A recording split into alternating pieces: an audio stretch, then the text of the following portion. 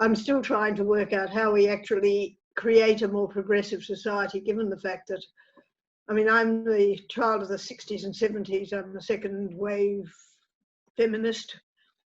Got very much involved in the women's electoral lobby in 1972, got involved, I was a member of the Labour Party from the 1970s, and got very much involved in policy making during the 1970s, finished a degree in sociology, which was once a very, can we say, sort of attractive discipline, which somehow by the end of the decade had lost out to economists, who were really quite an unattractive collection of disciplined people. So sat there and watched and tried to intervene in many cases with what was going on. Some of you might remember I did the 1995 Boyer lectures called A Truly Civil Society, where I tried to put up the idea that, that social basically was civil, and we, that we needed a social contract, and we needed social capital as a way of trying to deal with other human beings. And it was my attempt in 1995 to counter the fact that somehow or other we'd slid into the idea that human beings were self-interested dead shits, sort of a bit a la sort of original sin model that came as part of the neoliberal arguments. So trying to sort of get the idea across, and I don't think we've got it yet, and I'd be interested in people's comment, because I'm very worried about the MMM, the sort of, you can just go and print money, because it strikes me that we're still trying to explain the social in monetary terms. And I think we're having a step up now. I was asked, I've been a member of the Fabians, I think for a few years, and I was asked to be the patron. I wasn't quite sure what that meant, but they told me the last one was Whitlam, so I couldn't actually refuse it a few years ago. And I must say that as the patron, I've been trying, probably for the last few years, to try and work out where the Fabians are going. I mean, if you know much, and hopefully you do, about the history of the Fabians, they've always been a good influence on the Labour Party, primarily in Britain and here in particular, of trying to get the Labour Party to sort of broaden its thing, naming the process after Fabian Kuntator, the Roman general that actually won the battles he went into because he delayed himself until he knew that he had the numbers, so to speak. But I don't think the ALP, even though they like the term having the numbers, have done very well on those in the last 10 to 20 years. And my concern when I agreed to doing this, and I'm not sure that Billy is quite delighted in the fact that I'm trying to do that, was to try and work out how we could use the Fabian Society to influence the Labour Party, maybe the Greens. I think there's sort of some overlaps there. In other words, progressive parties, because we seem to have lost the way somewhere around the 90s, in a sense, because Bill Clinton and Paul Keating and Tony Blair became somewhat entranced in doing neoliberals light. We've seen virtually the disappearance of the social side of anything. So I suppose I sort of invented a slogan at one stage I haven't promoted, which says, could we put the social back into socialist? Can we stop talking about, excuse the term, the fucking economy? Because the economy is actually materialist. It deals with money transactions between people. It has no capacity for things like ethics or any of those sorts of things which are called externalities. It's a way of reducing transactions to their monetary terms and turning us into customers and not citizens. So what I want to talk to a bit tonight is, how do we start a process, if you're interested, I hope you are since you're all Fabian members, of trying to retrieve the idea of a social contract. I can't see how many of you are there, but how many of you remember the idea that we had this thing called a social contract? Goes well and truly back through our history. I mean, we had an appalling level of neglect of the Indigenous people and other outgroups, but there was that sort of passion through the 19th century and into the 20th century for leading change, and it was social change that was there, and it was the actual contract that we have between government and voters, that the government is there to represent our needs, and the voters are there, to have obligations towards the the nation at large to make it work. So, I mean, there's a whole thing there, which is why we got the basic wage, why we got votes for women and all of those other sorts of things, you know, early welfare type things, post-war welfare state, etc., because there was a belief that we needed to mix the social with the economic. And it sort of has disappeared. So I suppose one of the things I want to do is for people to start thinking about how do we put the social contract back on the agenda. And unfortunately, so far, Albo is not doing that. He's been very quiet about what he wants to do. And today, his ultimate contribution to welfare was to say, well, they can't possibly get more money than age pensioners, so we'll have to cut that back, talking about trying to get job seeker back down. There's no leadership in the welfare stuff. There's no sense that we're talking about other sorts of issues which would have been seen as radical issues. So the area that I picked up and where Phil came in to work on it was an area because after the election, and I must confess I was one of the people that did not think Labour would win because they didn't have a narrative. They didn't string the points together that they were trying to talk about. So there wasn't an overarching image of a better society. It was a sort of shopping list, basically, of bits and pieces, some leftish and some just whatever. But I think that we need to sort of get back to the idea that there's got to be a sense of vision coming out of somewhere. Otherwise you end up with ScoMo's, and I don't think too many of us want to end up with that. And part of that vision has to be to try and promote the idea that good social policies is one of the ways that the ALP can actually retrieve its image and get back to being the party that doesn't just deal with workers. I hate to say this, but you know, workers are part of the society. There's almost as many non-workers. And I happen to be one of the people that pushes for universal basic income. So it's another thing the Labour Party is hysterically anti. So you can't even talk to them about it. Oh, I'm not giving money to rich men. One of them said to me, I said, yeah, but you tax it back. At the moment, we just give it to them without taxing it back in many cases, but that's another thing there.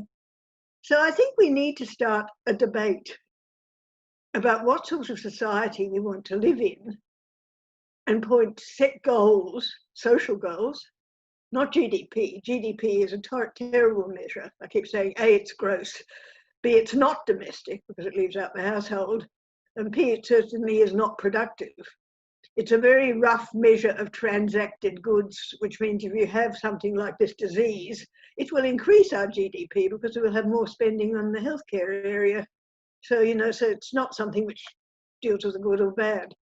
So I think it's time that we actually took this opportunity and started thinking about what sort of things we did. So I came up with the idea that what we should really be doing is picking on issues that are not creating divides, because everybody said, oh, you're never going to get the inner latte sipping set to sort of get together with the people in the suburbs and, you know, the working class people, you know, that's why they're all turning to, you know, to the other sort of the more conservative parties.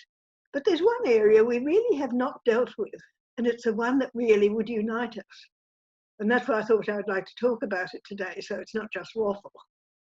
Because you can actually think about the whole idea of privatisation. If you look at surveys, and I am a sociologist, I know how to read surveys, it's the one area where we get great agreement. Certainly across the progressive side of politics, they don't like privatisation, they don't like subcontracting, they don't like selling ports. They don't like, you know, the fact that, you know, that we've got something like 80% of children now go to childcare centres that happen to be owned privately and make profits. You know, we've got royal commissions onto aged care and disability care. We've got more and more privatisation stuff. We've lost the idea that we've got a public sector. We've lost the idea that we own things in common. It's all disappeared because the governments have been following it, including the Labour Party. They started a lot of this, which is why I think they're avoiding it. But it's time to stop. If you take a look at what's happening at the moment, interestingly, under the heading of sovereignty, even the Liberal government is talking more about Australian production. I don't know whether they see it as government production, but certainly getting away from the idea that we should have chains that go all the way overseas with these foreign companies that don't care at all as to whether we've got enough stuff to deal with healthcare and various other things. So there is a debate going on about what we should be producing in Australia and how we should be doing it. And I think we need to extend that So it doesn't turn into a sort of just a nasty sort of pro-Aussie, we'll make our own stuff and stuff everybody else, because that's not going to work particularly well either. But we get into the idea that certain things should be built and owned by the government, certain things should be owned by the community, and, you know, we can hang on to the market for things like vegetables and all of those other things where there's genuine competition. I did economics once and I realised I stuck with the idea, no, you have competition. So I think we've got to start thinking about that. We did a survey and it went out to the email lists that they have. So we don't know how many of them are current members or what they were. But what was really interesting, and I used to teach this stuff, was that there was a huge agreement amongst everybody that filled it in. Now you could say, okay, it didn't look like a lot of other people could have filled it in, but they didn't. So we got, I think, 600 odd responses with very little variation, because, you know, some variation between the questions, because that was a solid mass of people who really thought that privatisation needed to be fixed. But who's talking about it? Can we start talking about it, given the fact that we do have it on the agenda because of the sovereignty stuff? Can we maybe start, and I know there's a problem with the way that the Fabians see themselves, but can we start at least a discussion where we start talking about what sort of things should be government owned? Hospitals. We had a lot of problems with the hospitals and the various other things. Jailed. I think there's something slightly obscene about privatising jails. The army, whatever it is, we sort of, you know, subcontract quite a bit of the things there.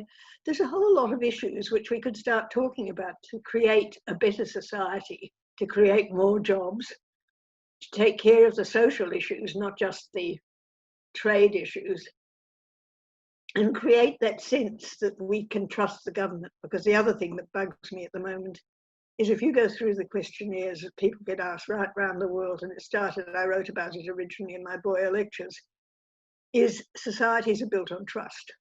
Government is built on trust. You have to trust government sufficiently to see that they have your best interest at heart, you know, that they are prepared to do it. It doesn't matter which side, there'll be different views about how it's done. But a basic belief in the fact that that's what they are for, that's what government's for, is to make sure the important things are there. And they're not at the moment, because half of them get sold out.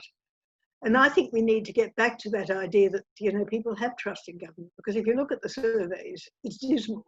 There's a deep distrust, and that's why people are voting for One Nation. That's one of the reasons why people voted for ScoMo, just because he was making vaguely sort of positive noises. And if we want people to start thinking about the society that they want to live in, we've got to get them back to being citizens and not customers. I don't want to be a customer. A customer means if you get it wrong, it's your fault. And that's what the government is doing to us in all the ways that we're supposed to be making choices. I used to be a market researcher, and they discovered if you gave people 6 choices, they took a jam away. And if you gave them 12, they couldn't cope. So when we claim we want choices, if we have too many, we don't like them. There's a whole range of issues out there which I think need to be addressed with a clear mind about going somewhere different and trying to unwind some of the terrible things that neoliberalism has done to our sense of who we are and our sense of where we belong and our sense of trust in other people.